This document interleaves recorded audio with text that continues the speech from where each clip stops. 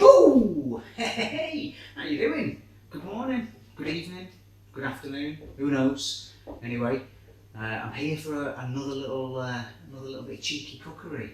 But before I get on with that, I think it's important that we, at times like these, that we address the elephant in the room. So, Nelly, how you doing? You alright? Hey, like the trunk, got it done, yeah? The elephant. Just try not to break anything, and don't eat all the monkey nuts. Anyway, right, on with the show. I'm going to be doing some sea bass. So, for a long time, I didn't know how to cook fish, and it'd be too dry. It wouldn't be very nice, and I don't know why, because it's actually really easy. So I'll show you how to do it. I'll show you how I do this anyway. Dead simple dish, and sea bass is a great source of fish. So you know, if you're trying to increase your fish intake, or maybe just have a bit of posh nosh, then look no further than this dish, which I like to call sea bass and rice, with a bit of broccoli on the side, and cashew nuts, if the elephant hasn't eaten them all. Honestly, I know I'm not funny, but anyway, on with the show, on with the rice. So, first things first is the rice, because it takes a little bit longer. The sea bass takes no time, it's literally 4 minutes. So I like to use one of these just to measure it out, because I can't measure rice or pasta, it's too difficult. Just, you know, you judge it wrong, don't you? So I use one of these, just like a little protein powder scoop, and it is approximately that big.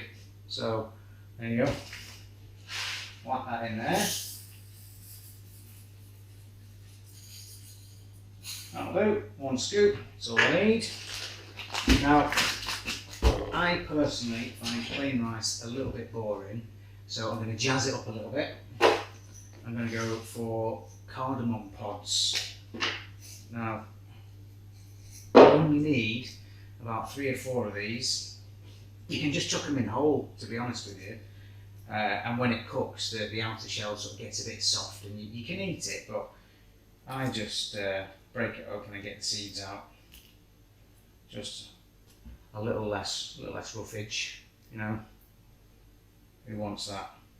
So I'll empty all of these, and it just gives it a really nice, sort of delicate, fragrant flavour. It makes all the difference, turning plain boring rice into, you know, restaurant quality nice rice, basically. And all it takes is a few minutes, tiny bit of prep. There we go. So I'll whack those in the rice.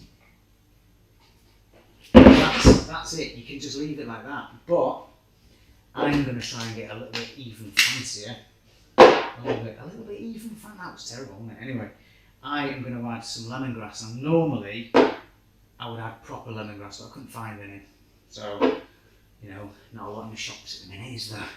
So I've got lemongrass paste, and I've never done this before. It's a little bit experimental. So I can't see it going far wrong, to be honest.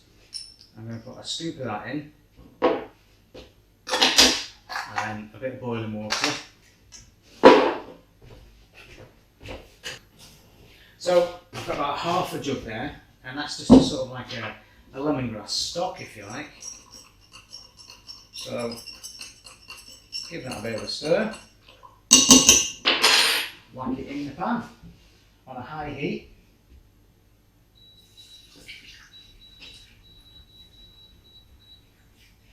And then just let that come to the boil, and then turn the heat down and just let it simmer until it's done. And that's it, more or less. I'll add in a little bit of coriander at the end and stir it through to make it really fancy. So next thing is the broccoli and the cashew nuts. You know I like cashew nuts, don't you? So bang a few of them in dry pan on a high heat. Again, you can whack them in whole or split them If you're going to split easily, do that.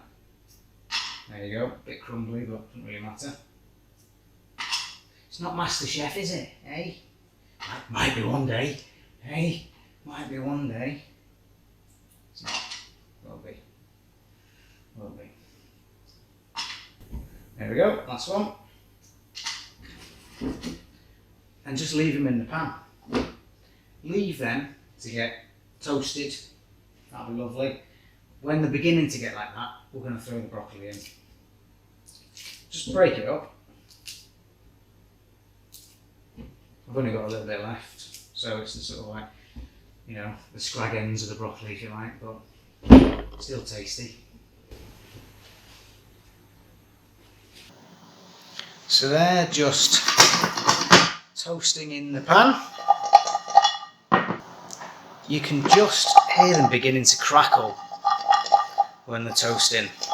Give them a bit of a shake and you can just see around the edges, some of them are going a little bit brown. That's your cue for the broccoli. Whack it in. And when the broccoli starts getting ready, when it's beginning to cook, then throw in a bit of my favourite toasted sesame oil.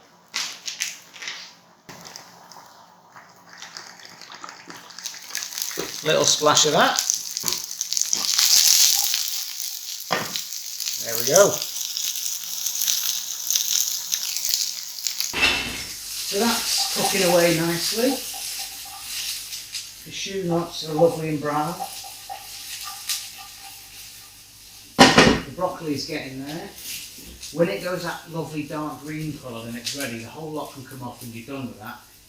The rice is only going to take a few more minutes. You just leave it, and once all the water's absorbed, take it off the heat, and then that's it done as well. Then we're just going to run a little bit of coriander through it, and voila!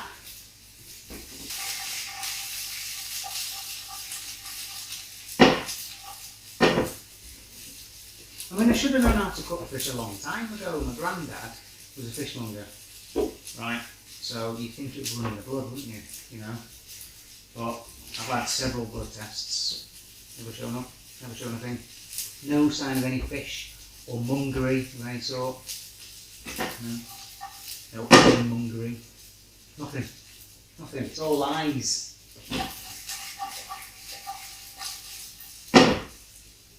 That's done now.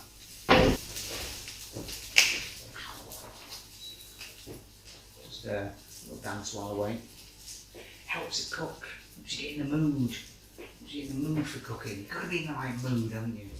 You know, because otherwise the food can sense the vibe and the flavours. They don't come out to play. It's true. It's true. I read it somewhere. I think it was Aristotle that said it.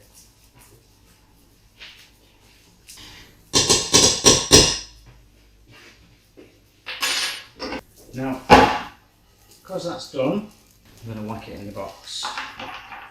There we go. Going to get my pan ready for the Seabass. I'll throw in a little bit of spinach as well, just because the veg man brought loads, so use it up. There we go. That'll do. Looks nice as well, doesn't it? Got all that greenery.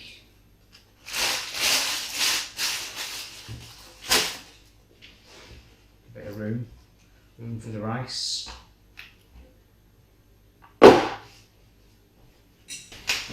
So the rice is done. I'm just going to take it off the heat. Then grab a bit of coriander.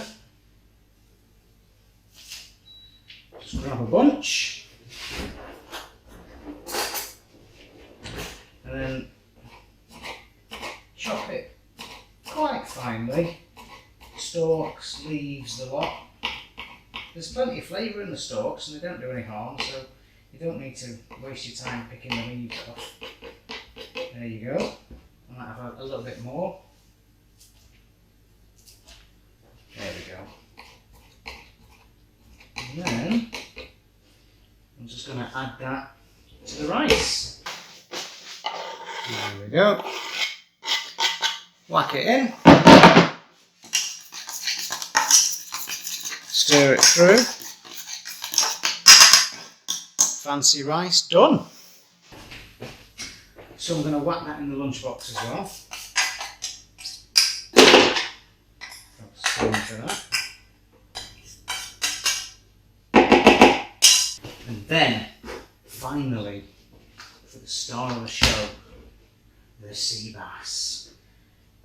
So easy. I can't believe I went for years without even knowing how to cook this. So it's so simple. It's like I've made a bit of steam in there, haven't I? Or smoking. So it's like doing a steak. So you want a really hot, dry pan. The oil goes onto the steak, in this case the sea bass. So toasted sesame oil, my favourite. A little drizzle on there. Just work it in, both sides. I'll have a little bit more. I'm not going to season it or anything, just the sea bass and the oil. That's all it needs. There we go, lovely. Now, set a timer. It literally takes 2 minutes either side. You might need to get the temperature of the pan right, because I mean this one goes up to 9. Yours might go up to 10, and some people might go up to 11. So you know, be careful. You don't want to burn it. I'm going to whack that in for 2 minutes. I'm going to use a microwave as a timer because lost my phone. So bang it in.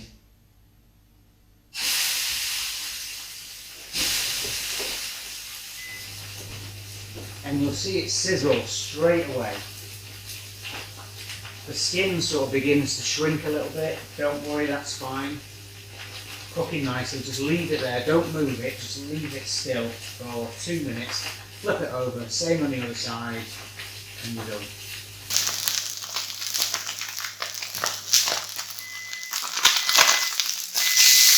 Oh, lovely. Flip it over.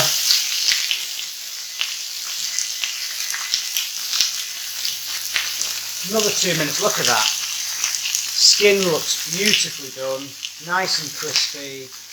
Just looks fantastic, doesn't it? Restaurant quality that.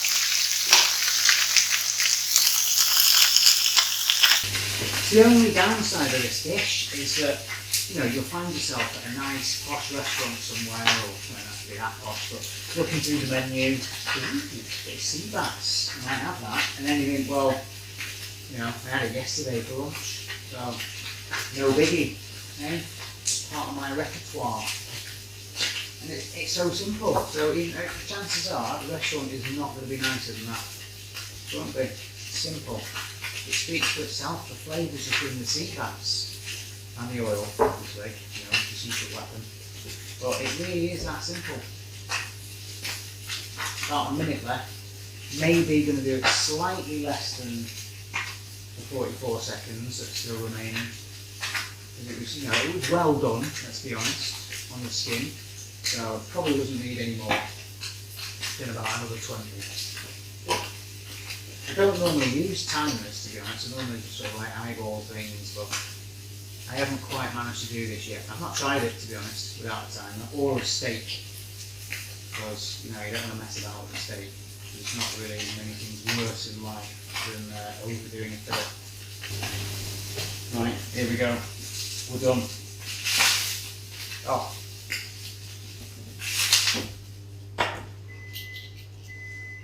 Look at that. Perfectissimo, as they say in some parts of the world, perhaps. So I'm just going to add a little bit of garnishing just to finish it off. A bit of red onion, or runyon, as I like to call it. There's different kinds of onions, you see, and I know my onions. There's red onions, runyons, there's spring onions, sprunions, and then there's just normal onions. You don't garnish with normal onions, do you? So, there we go, whack that on there. Oh, and then finally, I am not here to mess around. Look at that, a little bit of lime. Oosh. Bam. Just a bit. It's alright. Table's clean. And that's it. Seabass.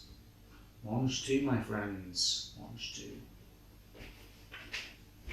Or, if you want to just add a little bit, like a drizzle.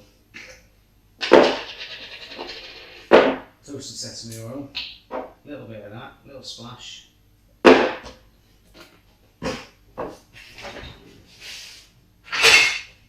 of soy sauce.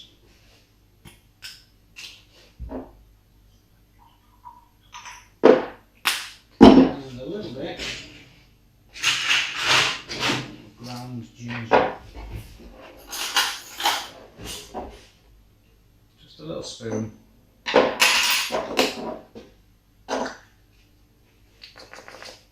Mix it all up. Trust me, a little bit of that over the top. Perfect.